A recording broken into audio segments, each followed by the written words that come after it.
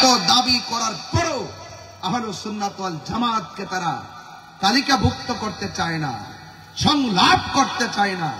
আমি পরিষ্কার ভাষায় বলতে চাই, আহলুস সুন্নাত ওয়াল জামাতকে ছাড়া রাষ্ট্রযন্ত্রের গুরুত্বপূর্ণ সিদ্ধান্ত হতে পারে না। কথা বলেন ঠিক কিনা?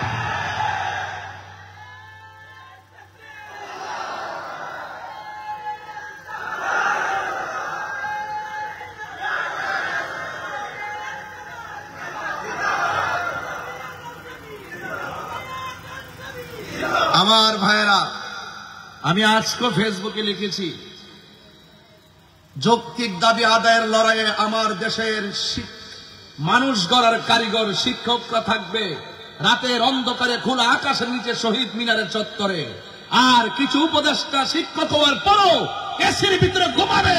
বুঝতে হবে এই দেশের মানবতা লুণ্ঠিত করে ফেলেছে তারা। কথা বলেন ঠিক কিনা বলেন? শিক্ষক বাঁচলে শিক্ষা বাঁচবে। কথা বলেন ঠিক কিনা বলেন? এই জন্য আপনাদেরকে বলবো, এই দাবিগুলো আমরা সুন্নিরা বরাবর করে আসছি। এই দেশের সার্বভৌমত্ব সুরক্ষায়, ধর্মের সুরক্ষায়, মানবতার তোর আমরা কথা বলে আসছি। আমাদের কথাগুলো রাষ্ট্রযন্ত্রের কানে পৌঁছে না, এবার আমাদেরকে পৌঁছাতে হবে। আমার যুবকরা কি আছেন এখানে? যুবকগুলা কোথায় একটু হাত তুলে দেখাবেন ইনশাআল্লাহ। ডানে বামে যাবেন, যেদিকে যাব আমরা একদিকে যাব। কথা বলেন ঠিক কিনা বলেন? এবারে আমাদের মিশন ভিশন হলো আমরা আর ভাগাভাগিতে নাই, এক থাকতে চাই। ঠিক কিনা বলেন? চন্দনাইশের মাহফিল থেকে রেড অ্যালার্ট, অনতি বিলম্বে গণ আন্দোলনের রূপ নেওয়ার আগে শিক্ষকদের যৌক্তিক দাবি মেনে নেন। ঠিক কিনা বলেন? আর না হয় ওই শিক্ষকের ছাত্ররা ক্যাম্পাসে বসে থাকবে না, ওই শিক্ষকের সন্তানেরা ক্যাম্পাসে বসে থাকবে না, ওই শিক্ষকের ছাত্রগুলো ক্যাম্পাসে ভাষায় বসে থাকবে না। ঠিক কিনা বলেন? অনতি বিলম্বে কোন ট্যাগ দিয়ে শিক্ষকের যৌক্তিক দাবিকে নষ্ট করতে পারবেন না। আবার কিছু কিছু দালাল আছে যারা বলে শিক্ষকদেরকে মাঠে নাকি অন্য কেউ নামাইছে। এইরকম ট্যাগ দিয়ে শিক্ষকদের গায়ে জল কামান ছিটানো যাবে না, এইরকম ট্যাগ দিয়ে শিক্ষকদের হাতে হাত করা লাগানো যাবে না, এইরকম ট্যাগ দিয়ে শিক্ষকদের যৌক্তিক আন্দোলন, যৌক্তিক দাবিকে প্রত্যাখ্যান করা যাবে না। ঠিক কিনা বলেন? আমি আবারও বলছি, আমি তাহিরি মাঠে নামার আগে সাবধান হয়ে যান।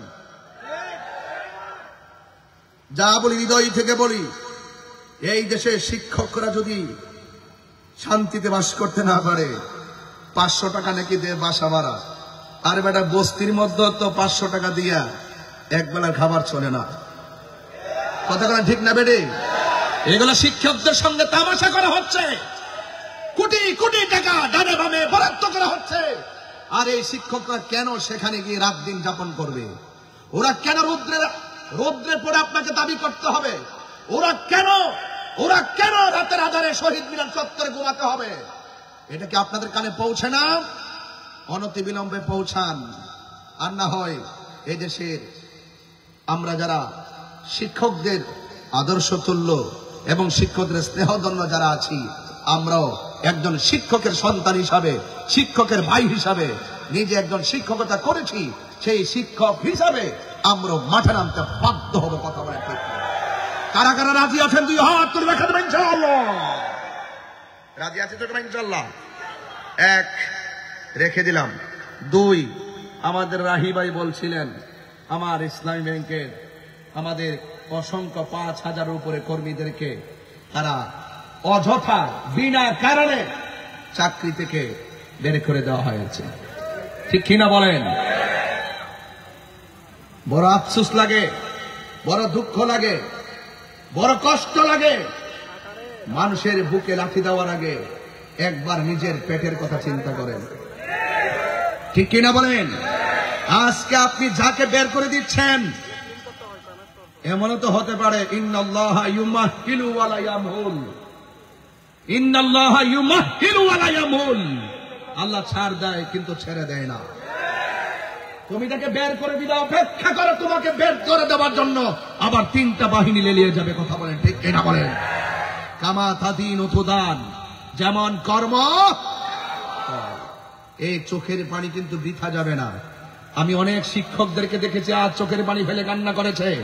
আমি অনেক ইসলামী ব্যাংকের চাকরিজীবীদেরকে দেখেছি চোখের পানি ফেলে কান্না করেছে।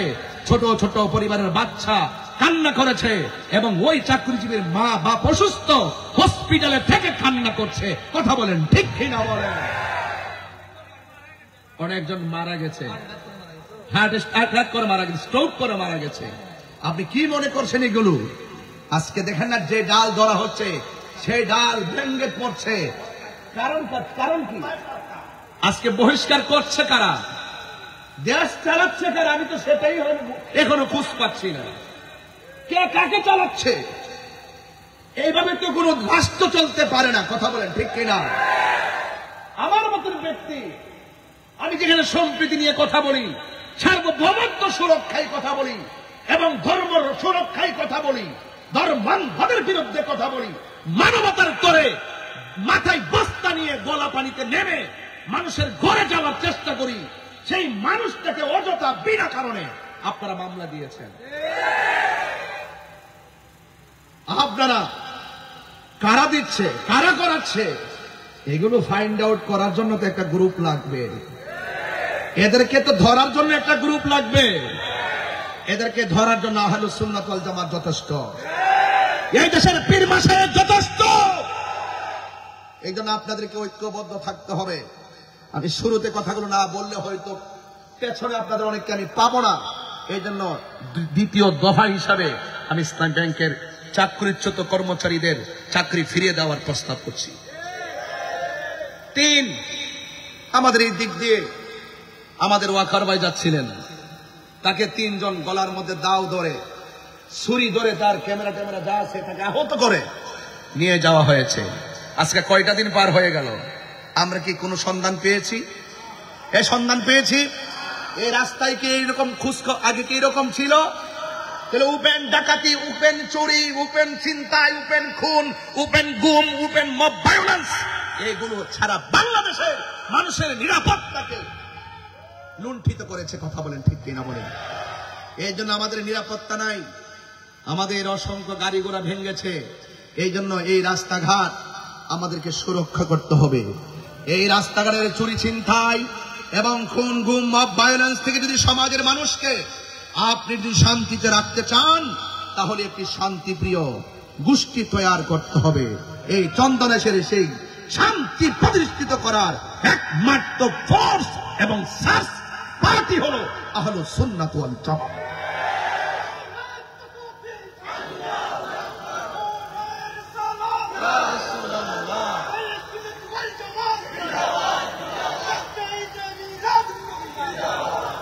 বাবারা আমার, 3টি কথা বললাম, এই কথাগুলো মাথায় রাখবেন। এগুলো সম্প্রীতির ঘটনা, এগুলো খেয়াল রাখবেন। শুধুমাত্র ওয়াজও আসলেন, ওয়াজ থেকে চলে যাওয়ার পর আপনারা আমাদের কথা শুনেন না। ওয়াজ যেইভাবে আসছেন আপনারা হাজার হাজার মানুষ, এই মানুষগুলো যদি একদিন শুধুমাত্র প্রেস ক্লাবের সামনে একটা প্রতিবাদে দাঁড়াতেন, আমরা ইসলামী ব্যাংকের 5500 লোকের চাকরি আমরা দ্বিতীয় দিন ফেরত পাইতাম। আপনারা ওয়াজ আওয়াজ ঠিকই করেন, এই জন্য আপনাদেরকে আর ওয়াজের মধ্যে সীমাবদ্ধ থাকলে চলবে না। ভাই আর এভাবে থাকলে চলবে না তো। আরে 90টা মাজার ব্যাংকিতে 2 দিন পর আপনার খানকা ভাঙবে, আর কি এভাবে বসে থাকতে পারবো? এখন সিদ্ধান্ত নিতে হবে। ডাক দিলে পাওয়া যাবে তো ইনশাল্লাহ? আরে পাওয়া যাবে তো ইনশাল্লাহ? আজকে কি টাকা খরচ করে মাহফিলে আসেন নাই? গাড়ি ভাড়া দিয়ে আসেন নাই? আপনাদেরকে মাঠে ডাকলে যেন পাই। এবারের সিদ্ধান্ত ঐক্যবদ্ধ সিদ্ধান্ত নিতে হবে। এবারের সিদ্ধান্তে আহলুস সুন্নাত ওয়াল জামাতের অস্তিত্বের প্রমাণ এই দেশে করতেই হবে। কথা বলেন ঠিক কিনা? আমার ভাইয়েরা, পরিষ্কার আওয়াজ, ধারাবাহিক কথা বলছি। বলুন, আজকের মাহফিলে যারা এসেছেন, আমাদের আসল ঘরের নাম কি? বিল্ডিং না কবর? ওই কবরে যাওয়ার ভয় যার আছে, সে কখনো মানুষ খুন করতে পারে না। ওই কবরের জবাবদিহিতার ভয় যার আছে, সে কখনো ঘুম করতে পারে না। খুন গুম দুর্নীতি আর মানুষ হত্যা মব ভায়োলেন্স, এগুলো আখিরাতকে যারা চিন্তা করে, আখিরাতের জবাবদিহিতার চিন্তা যারা করে, তারা এই সমস্ত নেক্কারজনক কাজ করার আগে শতবার তারা চিন্তা ভাবনা করে। আমার বাবাজিরা, এই মুহূর্তে আমার মৃত্যু হতে পারে কি পারে না? আরো বড় করে পারে কি পারে না? আপনার মৃত্যু হতে পারে কি পারে না? খুব বেশি লম্বা ওয়াজ করব না, তবে এতটুকু বলি, চলে যাওয়ার পরে হিসাব দিতে হবে একজনের দরবার। একজনের কাছে জবান খুলে বলুন তিনি কে? যারা জবাব দিবে তারা মাখলুক। বলুন, যারা জবাব দিবে তারা কি? আর যিনি জবাব নিবেন তিনি খালেক। খালেক এবং মাখলুক কে? মাখলুক যার তন্দ্রা আছে, মাখলুক যার নিদ্রা আছে, আর খালেক তিনি কে? লা তাখুযুহু সিনাতু ওয়ালা নাওম, যার তন্দ্রা নাই, যার নিদ্রা নাই, তিনি হলো আমার রব। জবান খুলে বলুন তিনি কে? সেই মালিক আমাদেরকে কেন পাঠিয়েছেন? আল্লাহ বলেন আর রহমান, তিনি রহমান। আল্লামাল কোরআন, তিনি শিক্ষা দিয়েছেন কোরআন। খলাকাল ইনসান, যিনি মানুষ সৃষ্টি করেছেন। আল্লামাহুল বায়ান, যিনি বয়ান শিক্ষা দিয়েছেন। আশ-শামসু ওয়াল কমারু বিহুসবান, হুসবান নিয়ম মতো হিসাব মতো চলে, চাঁদ হিসাবে চলে, চন্দ্র হিসাবে চলে। ওয়ান নাজমু ওয়াশ শাজারু ইয়াসজুদান, চন্দ্র তারকা সাজদা করে, গাছ সাজদা করে। আল্লাহ বলেন আল্লামাল আর রহমান আল্লামাল কোরআন খলাকাল ইনসান। আল্লাহ বলেন আমি মানুষ সৃষ্টি করেছি। কেন? ওয়ামা খলাকতুল জিন্না ওয়াল ইনসা ইল্লা লিয়াবুদুন। আল্লাহ বলছেন আমি মানুষ এবং জিন জাতিকে সৃষ্টি করেছি একমাত্র আমি আল্লাহর গোলামি করার জন্য। এই গোলামি করতে হলে আল্লাহর বিধান মানার দরকার আছে না নাই? আছে। এই জন্যই তো নবী পাকের প্রিয় সাহাবী যার নাম ওসমান যুন্নুরাইন, নাকি ওসমান যুন্নুরাইন, জিন্নুরাইন, যুন্নুরাইন, ওসমান যুন্নুরাইন, তিনি দুই নূরের অধিকারী। আপনারা বসেন, আপনারা বসেন আগে। রাসূল করিম সাল্লাল্লাহু আলাইহি ওয়াসাল্লাম বলেছেন আমার যদি আরেকটা মেয়ে থাকতো আমি সেই মেয়েটাকে উসমানের কাছে দিয়ে দিতাম। কি মজা পেয়েছেন! উসমান গানি নবী পাকের যে দুইজন মেয়েকে উসমান যুন্নুরাইন রাদিয়াল্লাহু তাআলার কাছে দিয়ে দিয়েছেন। একজনের নাম কুলসুম, আরেকজনের নাম রুকায়া।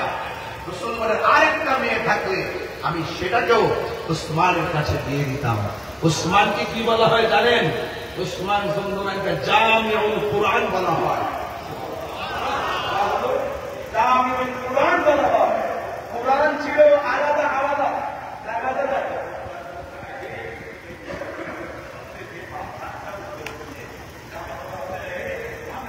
সুবহানাল্লাহ, আল্লাহু আকবার, আল্লাহু আকবার। আমার যুবক ভাইরা, ওই উসমান যুন্নুরাইন তিনি সব সময় কবরের কাছে গেলে কান্না করতেন। কি করতেন? কান্না করতেন। ওনাকে দাড়ি তোমার উপরে ভিড়ত কবর হল আখিরাতের প্রথম মন্দির। আল্লাহর হাবিব বলেছেন এই কবর কারবালা হয়ে যাবে, হাসরের ময়দানে প্রত্যেকটা স্টেপ কারবালা হয়ে যাবে। এই কবরে যে ধরা খেয়ে যাবে, আখিরাতের প্রত্যেকটা স্টেপে স্টেপ ধরা খেয়ে যাবে।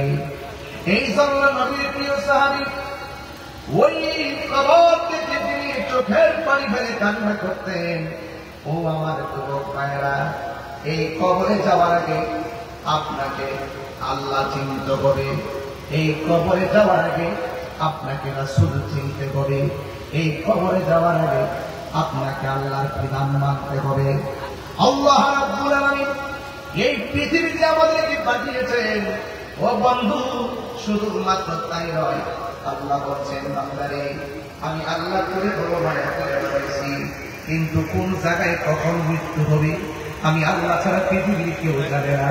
ওয়ামা তাদরি নাফসুন বিআইয়ি আরদিন তামুত। ও বান্দা, তুমি তো জানো না মৃত্যুবরণ করতে হবে, তোমার মরণটা কোন জায়গায় হবে? এখনো তো যখন আমি গাড়ির মধ্যে ছিলাম, বাড়ি দিকে খবর আসছে একজন বাবা আমার নাম বলা আলতাজউদ্দিন মাস্টার, আর আম্মা দুনিয়া থেকে বিদায় হয়ে গেছেন। আরে ভাই, ওনার আম্মা শুনছি 2 দিন আগে হসপিটালে। জিজ্ঞেস করলাম কোথায় মারা গেছে? কয় হুজুর আমার আম্মা বাড়িতে মারা গেছে। আই থিঙ্কিং আবার পজিশন। আমি এই সিচুয়েশনটা নিয়ে একটু চিন্তা করলাম। চিন্তাটা হলো এরকম, 2 দিন হসপিটালে ছিল, সেই জায়গার মধ্যে তার মৃত্যু হলো না, বাড়ির মধ্যে নিয়ে আসার পরে তার মৃত্যু হলো। আল্লাহ পাকের কথাই ইউনিভার্সাল ট্রুথ, কোনো সন্দেহ নাই। আর মরণ করে আছে হসপিটাল, তার মরণ হবে না, তার মরণ বিদেশ আর বড় করে বলুন না কে। এই জন্য আমরা চলে যেতে হবে, কেউ দুনিয়ার মধ্যে থাকবে না গো। এই জন্য আমরা যুবক, আল্লাহ বলে আমি মানুষকে সৃষ্টি করেছি একমাত্র ইবাদতের জন্য। নামাজের মাধ্যমে যে আল্লাহর ইবাদত হয়, রোজার মাধ্যমে সেই রবের ইবাদত হয়, যাকাতের মাধ্যমে সেই আল্লাহর ইবাদত হয়। ও আমার বন্ধুগণ, হে আমার নওফালের বাবা, ও আমার ফটিয়ার বাবা, সাতকাজের বাবা, চন্দ্রমাসের বাবা, আওয়াজ করে বলুন হেদায়েতের মালিক কে? এই জন্য আল্লাহ বলেন আমি সৃষ্টি করেছি একমাত্র আমি আল্লাহর গোলামি করার জন্য। বান্দারে, তোমরা যদি আমাকে স্মরণ করো, আমি আল্লাহ তোমাদেরকে স্মরণ করব। আমরা আল্লাহকে স্মরণ করি ইবাদতের মাধ্যমে, আমরা আল্লাহকে স্মরণ করি ইবাদতের মাধ্যমে। আর আল্লাহ আমাদেরকে স্মরণ করবেন রহমত এবং আমাদের গুনাহ ক্ষমা করার মাধ্যমে। জোরে বলুন সুবহানাল্লাহ। এই জন্য আমার চন্দনেশের বাবা, এখন জোয়ানকাল গায়ে শক্তি আছে, এই শক্তি থাকা অবস্থায় আপনাকে ইবাদত করা লাগবে। অবন্ধু, যৌবন যার চলতে যাওয়ার সময় তার, আমার নবী আপনার নবী বলেন হাসরের ময়দান যেদিন কায়েম হবে, 7 প্রকারের মানুষকে আমার আল্লাহ আরশের নিচে ছায়া দিবেন। এর মধ্যে এক শ্রেণী হলো যৌবনকালে যার ইবাদত বেশি। এই জন্য মরার আগে যৌবনকালে যা ইবাদত করে ইচ্ছে মতো করেন, কারণ জোয়ানকালে তেলাওয়াত করলে বড় শান্তি লাগে, জোয়ানকালে রুকু দিতে বড় ভালো লাগে, সাজদা করতে বড় ভালো লাগে, 1 মিনিটের জায়গায় 2 মিনিট তারায়া কেরাত করতে বড় ভালো লাগে। কিন্তু বার্ধক্যকালে সে তাকবীরের খেলাফ হয়ে যায়। এই জন্য আমার যুবক ভাইয়েরা, আমি প্রায় ভাবিলে যুবক যুবক বলি, বন্ধু বন্ধু বলি, কেন এত আদবে করে ডাকতে, ভালোবাসায় ডাকতে, যেন আপনারা মসজিদমুখী হয়ে যান, আপনারা যেন মানবতামুখী হয়ে যান। এই জন্য আমি আপনাদেরকে এত মায়া করে ডাকি। বন্ধুরে, ফজরের নামাজের আযান দেয়, তুমি যখন মোবাইলটা বন্ধ করে ঘুমায়া যাও, তখন আমার মুখী মদিনা থেকে অনেক বেজার হয়ে যায়। তোমরা যখন আমার রবের ইবাদত করো, আমি নবীকে যখন ভালোবাসো, আমি নবী, ওই দিন যদি তোমাদের মৃত্যু হয়ে যায়, তাইলে মনে রেখো এই মরণটাকে আমার আল্লাহ শহীদের খাতায় লিখে দিবে। আর মায়ার সুরে বলে না সুবহানাল্লাহ। এই জন্য আমার চন্দনেশের বাবা, কবর বড় ডেঞ্জারাস, এই কবর বড় সাংঘাতিক। এই কবরের ডানে মাটি, কবরের বামে মাটি, উপরে সানি, নিচের মাটি। যে কাপড়টা গায়ের মধ্যে লাগাইব, এই কাপড়টার রং হলো সাদা, এমন সাদা কাপড় যে কাপড়টার মধ্যে কোনো সেলাই নাই, যে কাপড়ের মধ্যে কোনো পকেট নাই, এমন একটা কাপড় আপনার গায়ের মধ্যে লাগাইয়া দিবে। আর এমন একটা ঘরের মধ্যে আপনাকে শোয়াইয়া দিবে। এমপি মন্ত্রীর জন্য যে ঘর হবে, রিক্সাওয়ালার জন্য সেই ঘরটাই হবে। আপনারা আওয়াজ করে বলুন, এই ঘরটাকে বিল্ডিং না মাটি? আর বড় করে বলে বিল্ডিং না মাটি? অনুরোধ করি, এই কবরে যাওয়ার আগে নামাজের দরকার আছে না? এই কবরের ভিতরে বেনামাজ হইয়া গেলে এই কবরের ভিতরে শাস্তির কোনো অভাব নাই। এর মধ্যে বেনামাজিকে ভয়ঙ্কর একটা শাস্তি দিবে। এই ডান পাশের মাটি পৃথিবীর এক প্রান্তে চলে যাবে, বাম পাশের মাটি পৃথিবীর আরেক প্রান্তে চলে যাবে। অনেক অনেক গুরুত্ব হয়ে যাবে। দুই পাশে পাঠিয়েছে আপনার ডান এবং বাম পাশে এমন ভাবে চাপা মারবো আপনার ডান পাশের হাড্ডিগুলো বাম পাশের হাড্ডির ভিতরে ঢুকে যাবে।